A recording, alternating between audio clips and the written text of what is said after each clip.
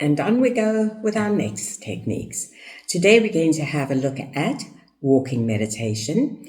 And walking meditation is performed barefoot by taking mindful steps very, very slowly, with full awareness directed to the to the feeling of each part of the foot, from the heel to the toe, each foot in turn.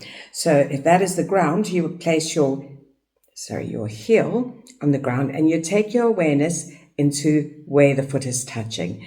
And as each part connects, you'd move your awareness through the whole foot, all the way up to the tip of the toe.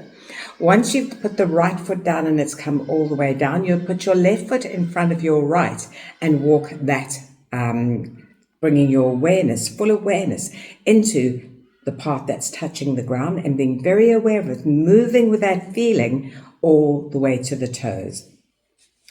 The feet are placed one in front of another, as I said. One pointed awareness of the mind is induced as the focus is held completely with the feeling of the bottom of the foot. This is a very, very grounding meditation. And I share this, or technique for meditation. I share this because it was in the very beginning of my yoga days, starting my yoga practice, that I actually went to an ashram in Cape Town.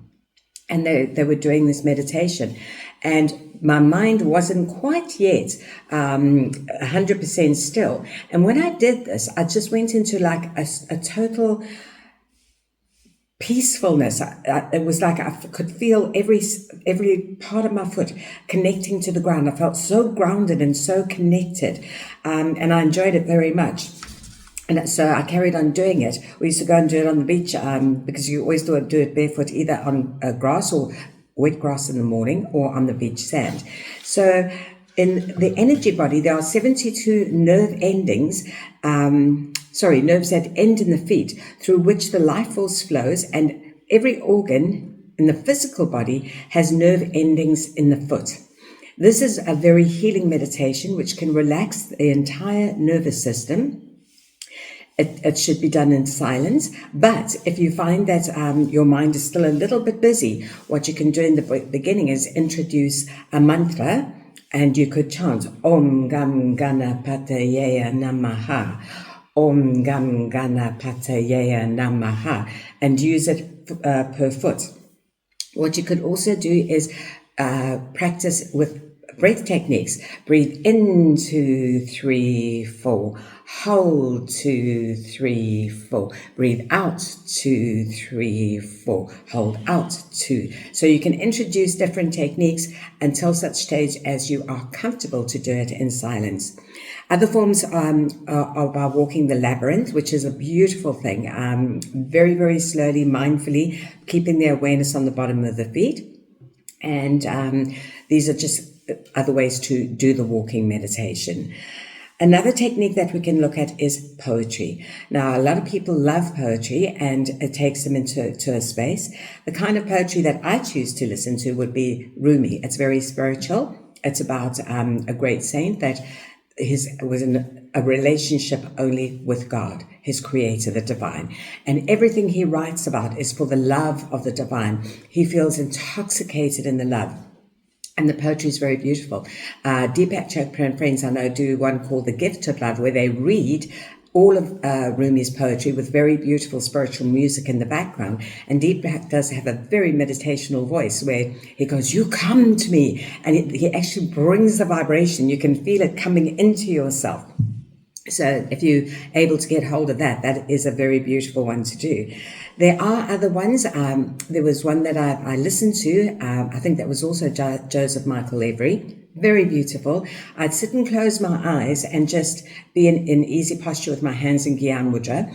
And he would start chanting. He's got the ums in the background the whole way through it. And he'll say he's also got a very beautiful voice. His spiritual name is Guru Nam, which is Guru of the Word. And what he does is he says, "Love before me, love behind me. Love at my left," I think it said right, "love at my right. Love above me, love below me. Love unto me, love to all, love to the universe." And if you're sitting just actually feeling these waves of love coming and enclosing you completely from above, below, left, right, and all of that.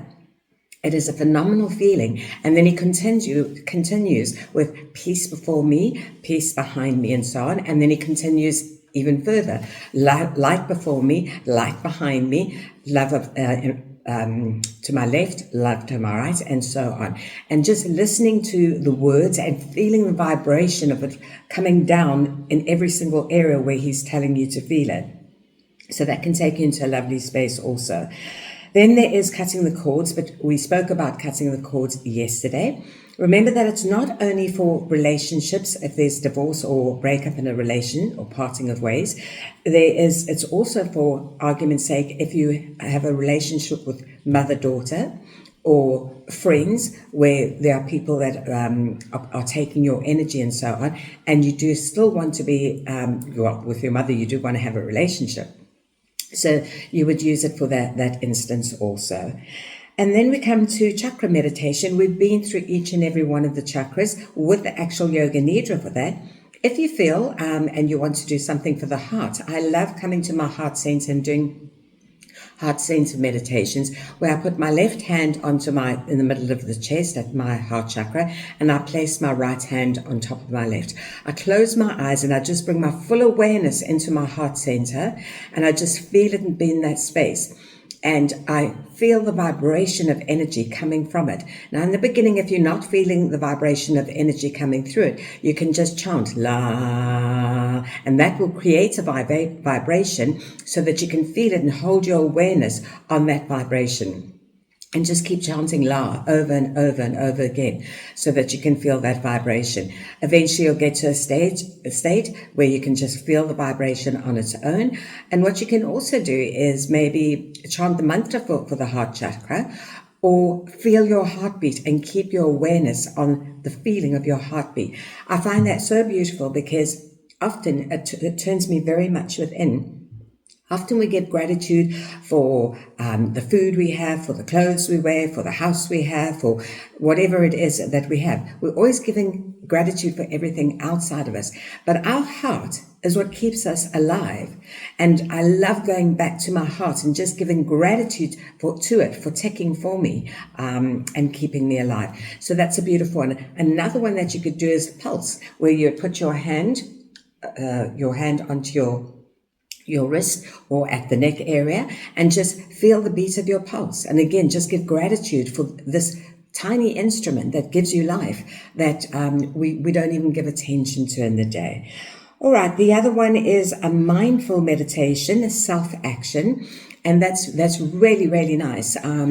What you do is I give 2.5 hours of my day, which is the 24 hours of the day, 1/10 of the day, to being in mindfulness and gratitude. And I'll wake up first thing in the morning and I'll walk down through to the kitchen.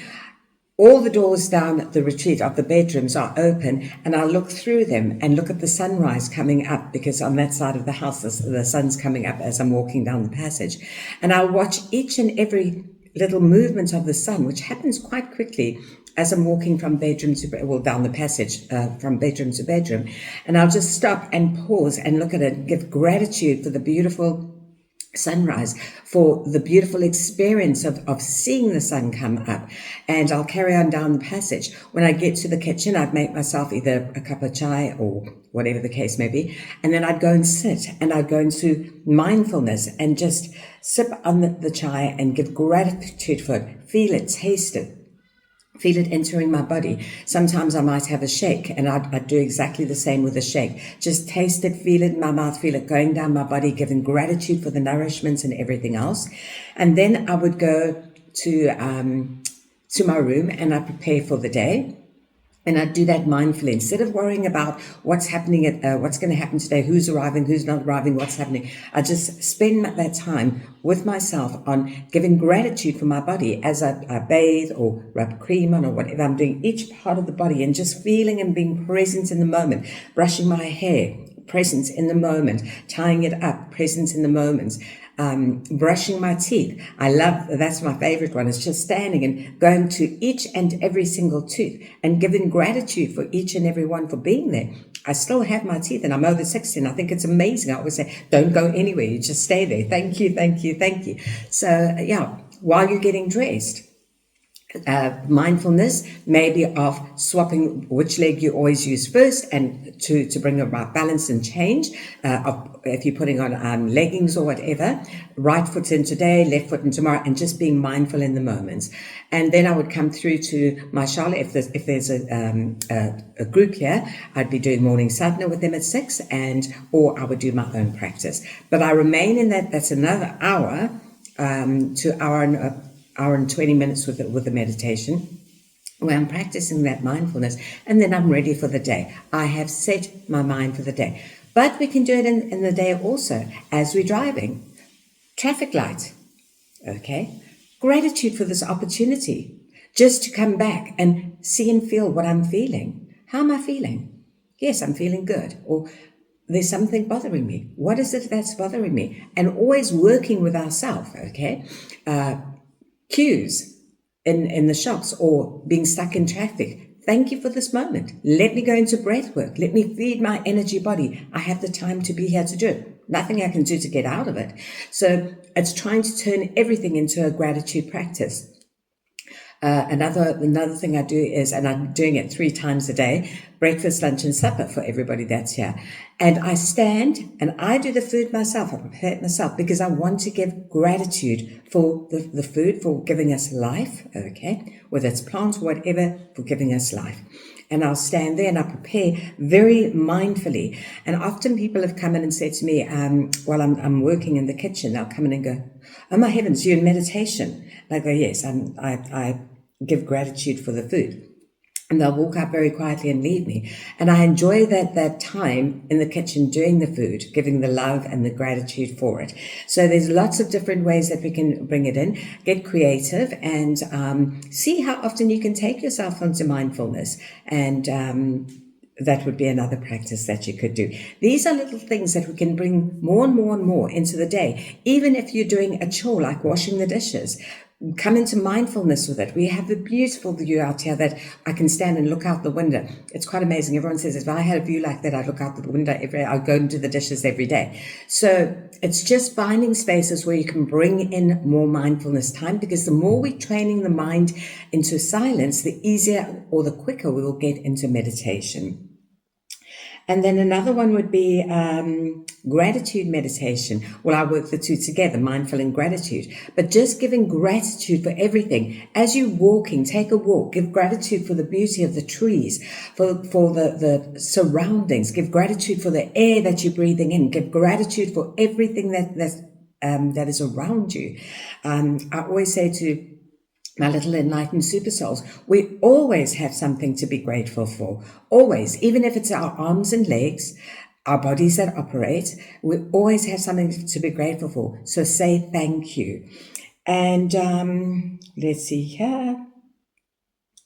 Another one that we could practice is mimic meditation. I know a lot of the top coaches teach this, and the way that I experienced it, remember, everybody's unique and individual. There's lots of different ways to do it, and you can do whatever works for you. It's our own journey. The top coaches say, choose somebody that you admire, somebody that you'd like to be like, and then get all the material on them, their audios, their visuals, their podcasts, their everything, and just take this stuff in, take it in, their books, their autobiographies, just take in as much as you can of them doing what they do. Basically, what's all we're doing there is that we are going into one point of awareness and watching. And while we're watching and watching and watching and watching, it's going into the subconscious mind. And subconscious will say, I am that. And then we have the transformation. I choose to use somebody like Mahatma Gandhi or St. Francis of Assisi. It's more I'd like to admire a more spiritual person, where I would like to be. So that's another one that you could work with. Then there is reviewing the day. This is a beautiful meditation, and you can bring this in so that you're practicing mindfulness more and more every day. At the end of the day, it's, I think, a Buddhist meditation, but at the end of the day, you sit before you sleep and you just go run the day through your mind. Now, remember, the more you're doing Yoga Nidra, the more you're releasing past traumas, the more you're releasing psychic scars, scars that have been left by the traumas. But what we have to remember, it has to be done every day because we're having stuff thrown at us all day long. And there could be situations that could bring us down slightly. So you would sit and you would just visualize, run your mind through the day and see if there's anything that made you feel maybe uncomfortable or a little bit down. And look at the situation. And now that you have the awareness that what you think, feel, and say is what you create, and you're sending a vibration into your energy field or a frequency, you want to think to yourself, do I want to hold this vibration? Maybe I perceived it incorrectly. How could I have perceived it? I prefer just to go straight to, do I want to hold this vibration? No, I don't. Give forgiveness, let go. And then what you do is you sit and you run it through your mind in the way of picture and feelings and everything of the way you would have liked it to be done. So if somebody says a negative thing to you, you can see them walking up to you and saying, "Oh, I absolutely adore you. I love who you are. You are so beautiful," and really feel it happening. Remember, the subconscious doesn't know fact from fiction, so you don't actually have to go through the physical experience of it. You can just run the picture in your mind, the opposite of what was presented, and what happens is it will knock that memory out, and now this is what has been put in. So it just cancels the memory that was placed there early in the day, and you can do it twice if you want, just to reinforce it and really knock out the lower vibration. So there's so many beautiful ways that we can work with ourselves to get to these spaces. And another one is massaging the body mindfully. And maybe I'll come back to that one tomorrow because I need to show you how to massage the bottom. Okay, let's do it. But massaging the body mindfully. What you would do is sit and rub oils onto your body and be very mindful. Feel the connection between the palms of your hands. Human touch is a very beautiful thing. Just feel the healing and everything happening as you're massaging. There's certain parts that you may not be able to get to. So if you go for a massage, be present in the moment. Be mindful. Just feel it. I know sometimes it's not often that I go, but if I do, I get tingles sometimes, and I just appreciate that, saying my body is loving this moment. It's singing for this moment, and just be present and feeling the actual pleasure of having that. A beautiful thing that you can do also is in your bath at night or after a shower is just sit down and take your right foot up onto your left upper thigh. Start at the base of the foot and do tiny little circular motions with oils all the way up. I'm doing it fast. You can do it nice and slow through the bridge of the foot, all the way up to the ball of the foot, and then drag your thumbs along where the toes meet the foot, and then go up and down the toes, just massaging them. This is also a very beautiful healing meditation. So you're actually stimulating those organs by rubbing in the feet. We can't get to them any other way. So there's lots of little techniques that we can use. And then there is dancing meditation. Dancing meditation is very beautiful. There's things like near dance, bio dance, all sorts of things. And near dance, you go into a room, a huge big room. Sometimes they blindfold you. They put on very beautiful spiritual music, and you just let your body start going. And it's quite amazing because you're moving, but eventually your body just kind of takes over, and it feels like your soul is just doing what it wants to do. I remember doing it once, and I was doing all these movements, and it was like a way that I would never dance.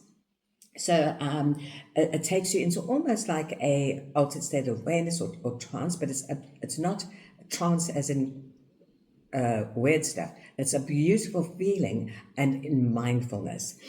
Another one is third eye meditation. We know that, just to focus on the third eye point. Remember, in the beginning, if it's uncomfortable, just relax the eyes down and then take it back up again.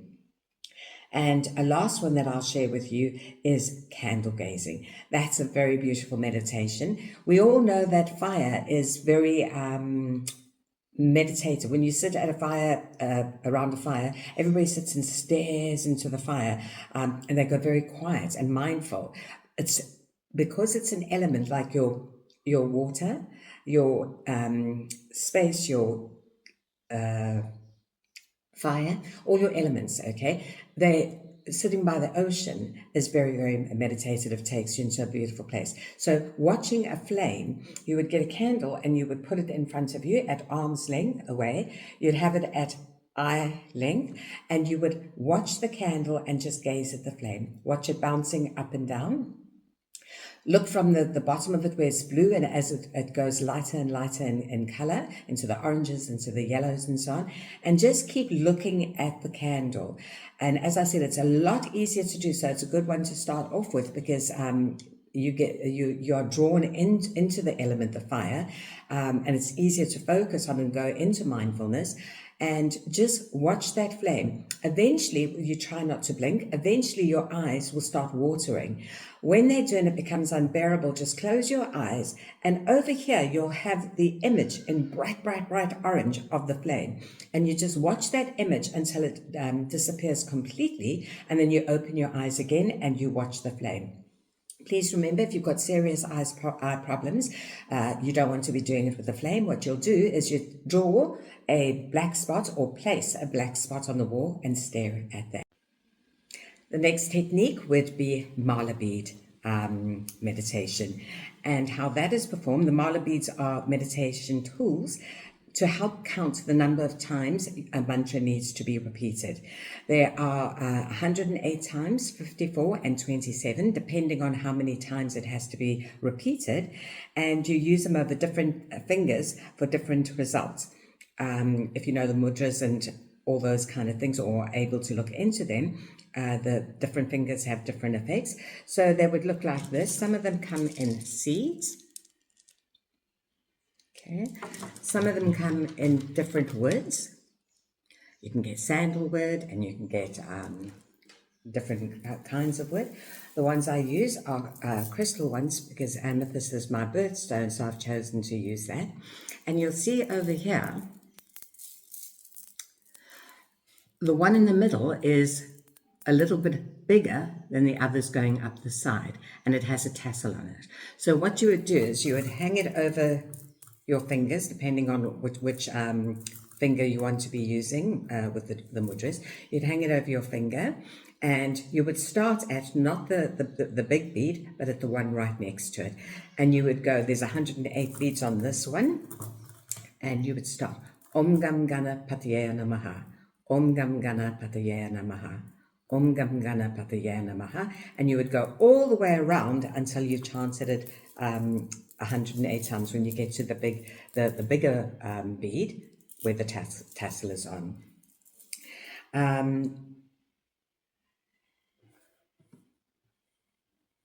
Different color beads can be used to attain different results. For argument's sake, with the colors of the chakras, it is especially effective with stress reduction, and I think they use them in the Catholic Church also as the rosary beads. Okay, the different fingers used also gives different results for stress, for prosperity, for whatever the case may be. Those we look at in mudras. So yeah, have some fun with experiencing those this week, and let me know which ones work for you. See you soon. Sending love. Bye.